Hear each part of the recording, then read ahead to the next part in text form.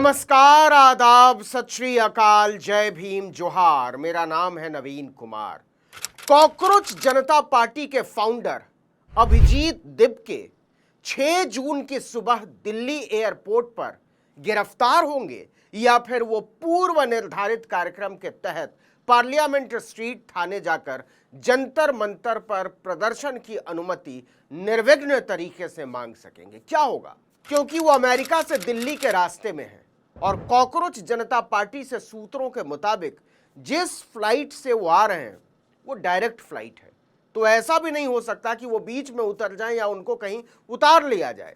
6 जून को यही होने वाले हैं हमारे सबसे बड़े हथियार।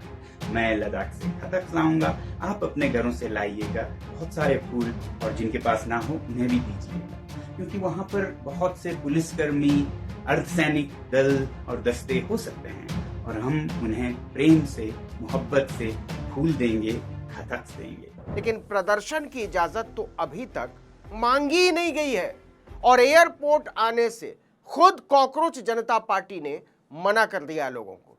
तो अभिजीत दिपके का स्वागत दिल्ली एयरपोर्ट पर कौन करेगा और कैसे करेगा?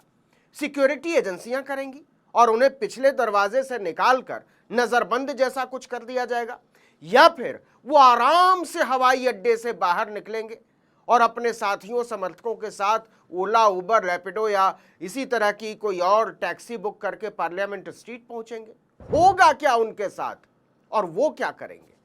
ये सवाल अभिजीत दिपके के साथ ही हवा में है।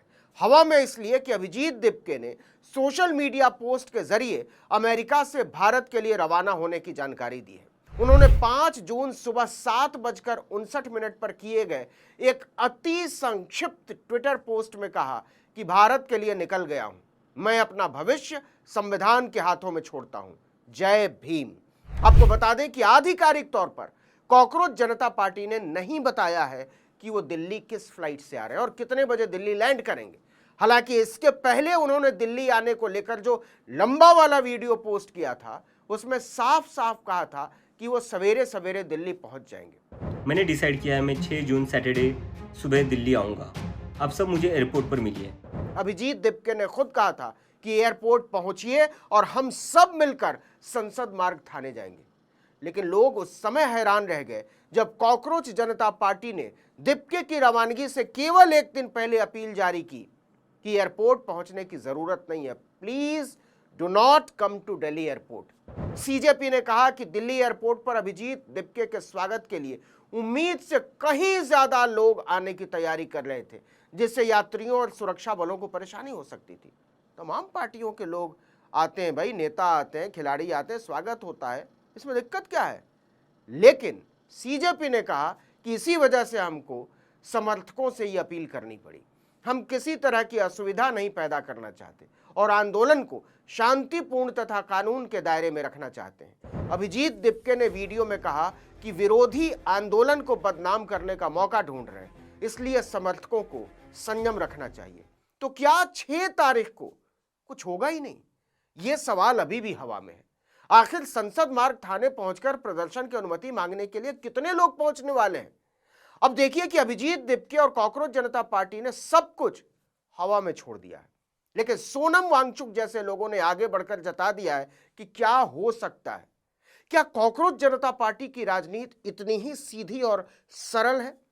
इसे लेकर कुछ बहुत ही बुनियादी सवाल हैं जो कई लोग पूछ रहे हैं।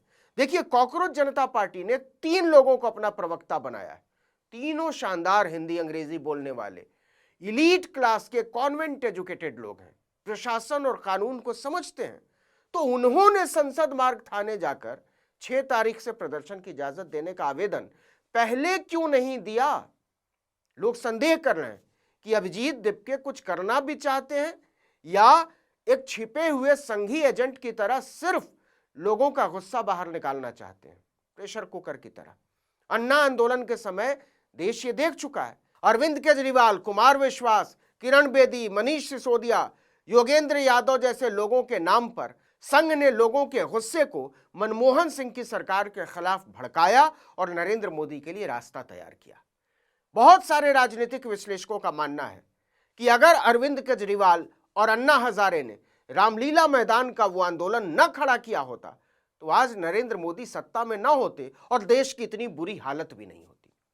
और ऐसा कहने वालों में कई केजरीवाल के साथी रहे हैं, आम आदमी पार्टी के संस्थापक रहे हैं, जैसे पत्रकार आशुतोष, वकील प्रशांत भूषण, राजनीतिक चिंतक योगेंद्र यादव वगैरह वगैरह। समय के साथ यह बिल्कुल शीशे की तरह साफ होता गया कि अन्ना हजारे संघ और बीजेपी के पक्के वाले दलाल से ज्यादा कुछ नहीं थे। इस बीच राष्ट्रीय जनता दल के सांसद मनोज झा ने कॉकरोच जनता पार्टी पर आंखों में धूल झोंकने का आरोप लगा दिया है। आपको पता ही है कि 3 जून को कॉकरोच जनता पार्टी ने दिल्ली के कॉन्स्टिट्यूशन क्लब में अपनी पहली प्रेस कॉन्फ्रेंस की थी। कॉन्स्टिट्यूशन क्लब सांसदों का क्लब है और इसमें हॉल की बुकिंग सांसदों या पूर्व सांसदों की सिफारिश पर ही हो सकती है। इस प्रेस कॉन्फ्रेंस के बाद सवाल उठा कि बुकिंग किसने कराई। नाम आया आरजेडी सांसद मनोज झा का। मनोज झा से पूछा गया कि क्या आप कॉकरोच जनता पार्टी में शामिल हो गए, जैसा कि टीएमसी की महुआ मोइत्रा और सोनम वांगचुक और कांग्रेस के भी कई नेताओं ने बताया है। इस पर मनोज झा ने कॉकरोच जनता पार्टी पर एक गंभीर आरोप लगा दिया। उन्होंने कहा यह बात सच है कि उसकी प्रेस कॉन्फ्रेंस जिस हॉल में हुई है उसकी बुकिंग की सिफारिश उन्होंने ही की थी, लेकिन इसमें मेरे साथ धोखा हुआ है। मनोज झा ने आरोप लगाया कि उनके एक मित्र ने एक कार्यक्रम के नाम पर उनसे सिफारिश करने की चिट्ठी लिखने को कहा था। उस मित्र को वो पहले से जानते थे, इसलिए उन्होंने इसके लिए कॉन्स्टिट्यूशन क्लब मैनेजमेंट के नाम चिट्ठी लिखकर दे दी कि हॉल दे दिया जाए।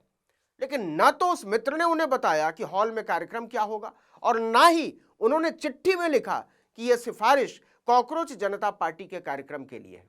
इसके बाद से मुद्दा बन गया है कि राजनीति को साफ करने आई कॉकरोच जनता पार्टी ने अपना पहला ही कार्यक्रम धोखे, झूठ और फरेब से किया है, तो वो आगे क्या करेगी।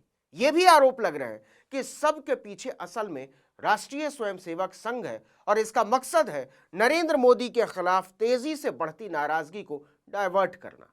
यह अंदेशा इसलिए खड़ा हुआ है कि संघ के एक बड़े नेता ने कॉकरोच जनता पार्टी पर जमकर प्यार लुटाया है।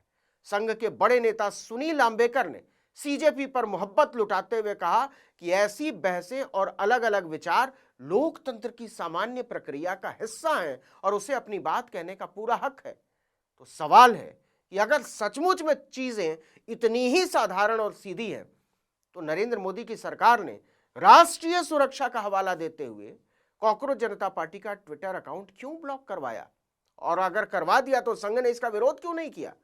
तो अभिजीत दिपके का सच क्या है और क्या है कॉकरोच जनता पार्टी का सच, इन दोनों सवालों के जवाब अभी तक न दिपके ने दिए हैं और ना ही कॉकरोच जनता पार्टी ने।